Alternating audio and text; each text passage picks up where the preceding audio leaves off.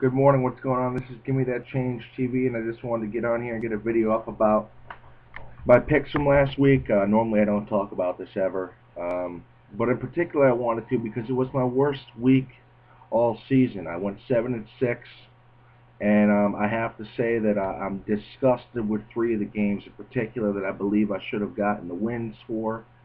Um, and that's what I'm going to talk about briefly. And this is what I mean by if you're going to be a sports bettor, you're going to be somebody who's going to try to pick games. It's very difficult because you're basing your picks off of the knowledge that you know about the players and the team. You don't know who's going to be subbed in. You don't know what's going to be the turnout of the game. You don't know if somebody's going to get injured down the way. And obviously, I've seen that firsthand this week as the Oakland Raiders lost their great elusive running back in McFadden within the first couple minutes of the game, and I think that was a key contributor to why they did lose the game as bad as they did. Not to mention, I'd also believed that Carson Palmer was going to be getting the start. He didn't get the start. Ultimately, he came into the game at the end of the game, but he didn't get the start, and that's something that was my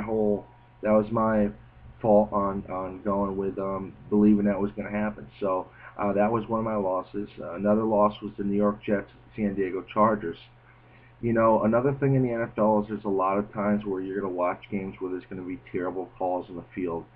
If you watch this game, there was horrible calls on the field for the San Diego Chargers. The Jets were very lucky on multiple occasions in that game, a few of them of which saved their ass. Um, and I'm just disgusted with it. I can't believe it even was happening. Some of the stuff I was saying, it was just like, are you kidding me right now? Like, this just doesn't make sense. But the facts are, yeah, that pass interference call was pathetic, worst I've seen in the NFL.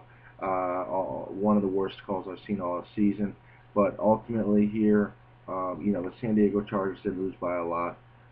But they had their chances, and who would have picked that? By the end of that game there, that Phillip Rivers was going to throw two picks, man. He done so well the fourth quarter all season, and two picks, and things like that happen.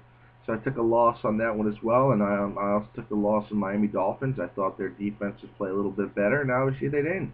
I talked about how Tebow and how explosive he was, and how important he'd be to the Denver offense, and how he could maybe reestablish the team.